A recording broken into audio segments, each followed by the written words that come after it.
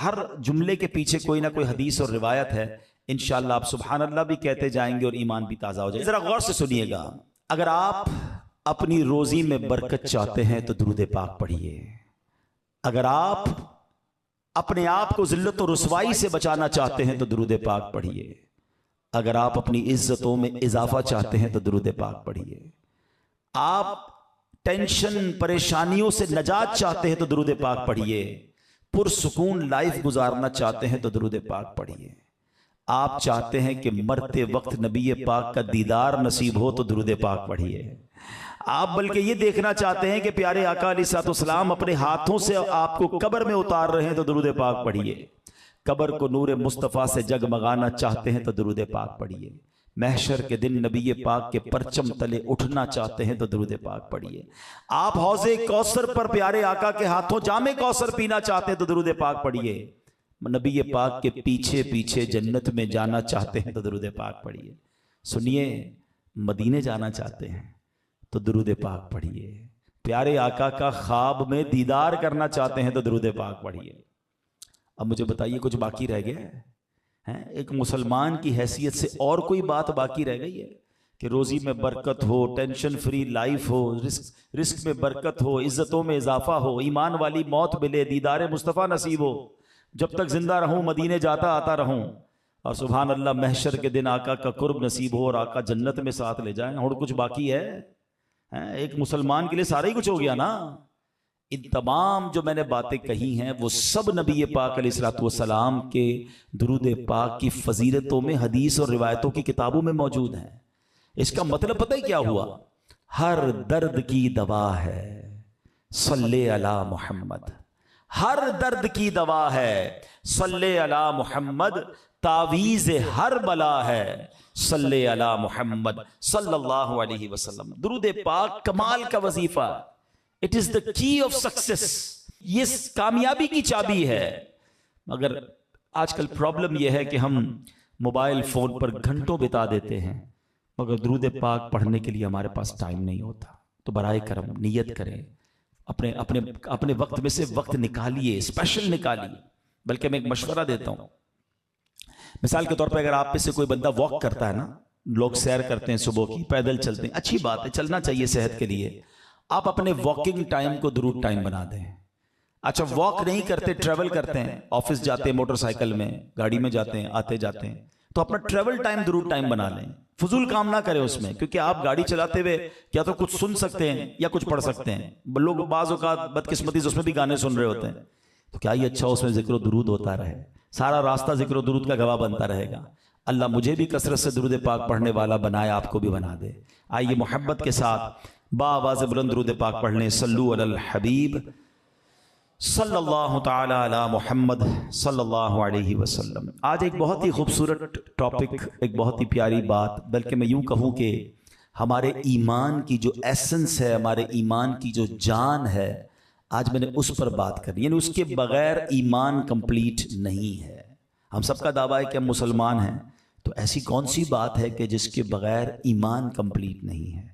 याद रखिए, जैसे कोई बंदा अल्लाह पर ईमान न लाए तो वो मुसलमान नहीं होता, ऐसे ही जब तक आखिरी नबी पाक अलैहिस्सलाम पर ईमान न लाए तो भी ईमान कंप्लीट नहीं होता। कोई जिंदगी भर ला इलाहा इल्लल्लाह कहता रहे, लेकिन जब तक सिद्क़ के दिल से मुहम्मदुर रसूलुल्लाह सल्लल्लाहु अलैहि वसल्लम न कहे, उसका ईमान मुकम्मल नहीं है। अल्लाह की सरताब कदम शान है ये, इंसान नहीं इंसान, वो इंसान है ये। कुरान तो ईमान बताता है इन्हें, और ईमान ये कहता है मेरी जान है ये ईमान की जान है जनाब रसूलुल्लाह सल्लल्लाहु अलैहि वसल्लम। लेकिन दावा तो हम सबका है ना कि हम मोमिन भी हैं और पक्के मोमिन हैं, मगर तय कौन करेगा कि हम वाकई कामिल मोमिन हैं? जनाब रसूलुल्लाह सल्लल्लाहु अलैहि वसल्लम की एक हदीस में एक पैरामीटर बयान किया गया, जिस हदीस के जरिए हम चेक कर सकते हैं कि हम वाकई कामिल मोमिन हैं कि नहीं। नबी पाक अलैहिस्सलाम फरमाते हैं, ला युमिनु अहदुकुम हत्ता अकून अहब्ब इलैहि मिन वालिदिही व वलदिही वन नासी अजमाइन। ब्यूटीफुल हदीस है पाक। नबी पाक फरमाते हैं, और ये बुखारी शरीफ की हदीस है, तुम में से कोई उस वक्त तक कामिल मोमिन नहीं हो सकता। हाँ, गौर से सुनिएगा, कौन कह रहा है? जिसके सदके ईमान मिला है, जिनका कलमा पढ़कर हम मुसलमान, वो फरमा रहे हैं कामिल मोमिन कौन हो सकता है? जब तक मैं उसके नजदीक उसके वालिद, उसकी औलाद, बल्कि तमाम लोगों से ज्यादा महबूब ना हो जाऊं।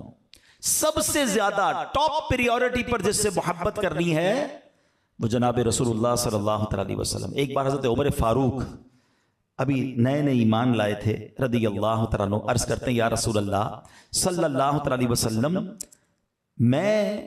आप मेरी जान के अलावा हर चीज से ज्यादा मुझे महबूब है, मेरी जान के अलावा आपसे मैं सबसे ज्यादा मोहब्बत करता हूं।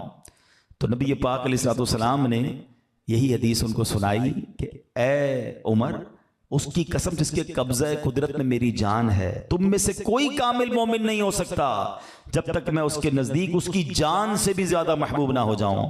हजरत उमर कहते हैं या रसूलल्लाह, अल्लाह की कसम अब आप मेरी जान से भी ज्यादा महबूब हैं। आका ने फरमाया हाँ, अब ए उमर बात कंप्लीट हुई है, यानी अब ईमान कामिल हो गया है। तो ये प्रायोरिटी, ये पैरामीटर बहुत जरूरी है। गुलाम ये रसूल में मौत भी कबूल है का नारा तो लगाते हैं और हम सब ये कहते हैं मैं आशिक रसूल हूं, और वाकई बगैर आशिक रसूल कोई मुसलमान नहीं हो सकता। मगर लेवल ऑफ इश्क क्या रिक्वायर्ड है कि सबसे ज्यादा कायनात में हर किसी से ज्यादा, हर चीज से ज्यादा अगर मोहब्बत हो तो नबी पाक अलैहिस्सलाम से मोहब्बत है। सुभान अल्लाह। आप जरा गौर कीजिए, जुम्मे के खुतबे में आप एक जुमला बार बार सुनते हैं। एक ये बड़ा प्रॉब्लम है कि हम कई बार बचपन से जुम्मा पढ़ रहे हैं, ऑलमोस्ट आधा खुतबा भी याद हो गया, मगर पता नहीं क्या कहते हैं इमाम साहब, ना कोई समझने की कोशिश करता है। उस वक्त पता नहीं कौन कौन से हिसाब किताब दिमाग में चल रहे होते हैं। अब मैं एक जुमला कहने जाऊंगा जो आपने बार बार सुना होगा, लेकिन क्या उसका मतलब पूछा कभी आपने? वो जुमला क्या है? अला ला ईमान लिमन ला मोहब्बत अला। याद आ रहा है कुछ? सब सर हिला रहे हैं, हाँ यार ये तो सुना है। अला ला ईमान लिमन ला मोहब्बत अला, अला ला ईमान लिमन ला मोहब्बत अला। What is the meaning of that beautiful words? इन जुमलों का मतलब क्या है? सुभान अल्लाह। इसका मतलब यह है, सुन लो उसका ईमान नहीं जिसके दिल में नबी पाक से मोहब्बत नहीं। सुन लो उसका ईमान नहीं जिसके दिल में नबी पाक से मोहब्बत नहीं। ये बार बार हम सुनते हैं, मगर क्या वाकई ऐसी मोहब्बत है? अब यहां पर एक बड़ा खूबसूरत रेलेवेंट क्वेश्चन जहन में पैदा होता है कि जनाब मोहब्बत करने का हमें हुक्म तो दिया जा रहा है, मगर मोहब्बत की नहीं जाती, मोहब्बत तो हो जाती है। तो भाई जब नबी पाक से मोहब्बत करनी है और सबसे ज्यादा करनी है तो ये जबरदस्ती तो नहीं हो सकती।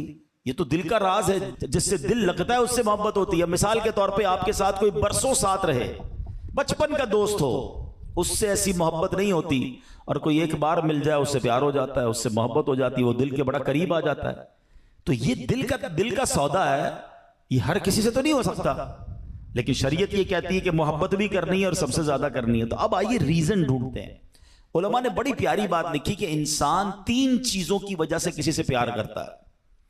या तो वो बड़ा हसीन होता है, खूबसूरत से प्यार हो जाता है, या वो बड़ा बाकमाल होता है। हसीन नहीं भी होता तो कमाल बड़े होते हैं उसके अंदर। फॉर एग्जाम्पल आजकल आप देखें, लोग स्पोर्ट्समैन के दीवाने होते हैं, कोई क्रिकेटर का, कोई फुटबॉलर का, कोई पता नहीं उल्टे सीधे गाने बजाने वालों का, क्योंकि उनके फन में वो बाकमाल होते हैं, तो लोग उसके दीवाने हो जाते। चेहरा देखने वाला नहीं होता, काम ऐसा होता है कि लोग कहते हैं यार कमाल है भाई। तो या तो हसीन से प्यार होता है या बाकमाल से प्यार होता है। और तीसरा रीजन उलमा कहते हैं कि जनाब हसीन भी नहीं है, बाकमाल भी नहीं है, मगर ख्याल करने वाला है, साथ देने वाला है, सपोर्ट करने वाला है, उस बंदे से भी प्यार हो जाता है। अब आइए, शरीयत कहती है कि मोहब्बत करनी है सबसे ज्यादा। मोहब्बत होती है इन 3 वजूहात की बिना पर। अब हम चेक करते हैं कि इन तीनों चैप्टर में, इन तीनों वजूहात में सरकार दो आलम अलैहिस्सलाम की जात को अगर देखें तो सुभान अल्लाह, मेरे आका इन तीनों एस्पेक्ट्स ऑफ लाइफ में किस कदर ऊंचे दर्जे पर नजर आते हैं। मिसाल देता हूं, अगर किसी हसीन से प्यार करना है, वाकई अगर किसी हसीन से ही मोहब्बत होती है, तो बताओ मेरे आका जैसा हसीन दुनिया में कौन है? नबी पाक अलैहिस्सलाम से पहले सबसे ज्यादा हसीन शख्सियत पता है कौन दुनिया में आई? हजरत यूसुफ अलैहिस्सलाम। ठीक है ना? हजरत यूसुफ अलैहिस्सलाम जैसा हसीन कोई नहीं था, और आपके हुस्न का आलम यह था कि जुलेखा और उनकी सहेलियों ने देखा तो बेसाख्ता अपनी उंगलियां काट ली। मगर नबी पाक के हुस्न का आलम यह है कि मौलाना हसन रज़ा खान साहब लिखते हैं, ऐसा तुझे खालिक ने तरहदार बनाया, ऐसा तुझे खालिक ने तरहदार बनाया, यूसुफ को तेरा तालिबे दीदार बनाया। नबी पाक को रब अज़्ज़ व जल ने कैसा हसीन बनाया। वो त्वाड़ा पंजाबी शायर लिखते हैं ना, एडा सोना नबी कोई दुनिया ते आया नहीं, यार ए हो जिया कोई रब ने बनाया नहीं, यार ए हो जिया कोई रब ने बनाया नहीं। चौदहवीं दा चंद नाले अरशां दा तारा, चौदहवीं दा चंद नाले अरशां दा तारा, कसम खुदा दी मैनू सब। अच्छा चलें, हसीन से मोहब्बत होती है। लोगों ने अजीब अजीब अपने आइडियल बनाए हुए हैं। नौजवान बैठे हैं, पता नहीं कभी किसकी तस्वीर घर में लगाते हैं, कभी किसकी तस्वीर अपने पर्स में रखते हैं, कहते हैं मैं इसका दीवाना, मुझे ये बड़ा पसंद। आप दुनिया के जिस भी हसीन से मोहब्बत करते हैं उसके पसीने से बदबू आती है। और मेरे आका ऐसे हसीन और जमील और बाकमाल हैं कि उनका पसीना मुश्क की खुशबू से ज्यादा खुशबूदार है। पता है कैसा पसीना था, आए हाय हाय हैं, सुभान अल्लाह। नबी पाक ऐसे महकते थे। आजकल जैसे मिसाल के तौर पे हम नॉर्मली क्या करते हैं, जहां जाना होता है हम कहते हैं जरा लोकेशन भेज दे, हम पहुंच जाएंगे। आजकल बड़ी सहूलत हो गई है, नेविगेशन के जरिए हम एड्रेस ढूंढ लेते हैं, बिल्कुल ऑन द स्पॉट पहुंच जाते हैं, हमें बताना नहीं पड़ता। आज से 5-7 साल 10 साल पहले क्या होता था, बंदा कहता था भाई फला वाला सिग्नल पार करना, फिर लाल रंग की बिल्डिंग नजर आएगी, फिर सीधे हाथ पे मुड़ना, फिर बाईं उल्ट 2 हाथ मुड़ना, बंदा घूमता ही रहता था। अब आसान हो गया, नेविगेशन के बाद हम टाइम पे ऑन द स्पॉट पहुंच जाते हैं। आपको पता है सहाबाए किराम के पास भी बड़ा प्यारा नेविगेशन सिस्टम था। उन्हें जब नबी पाक को तलाश करना होता था ना, किसी से पूछते नहीं थे आका कहाँ गए हैं, वो गली के किनारे, सड़क के किनारे खड़े होकर खुशबू सूंघते थे, वो गली बताती थी आका गुजर कर गए हैं। सैयदी आला हज़रत लिखते हैं ना, क्या महकते हैं महकने वाले।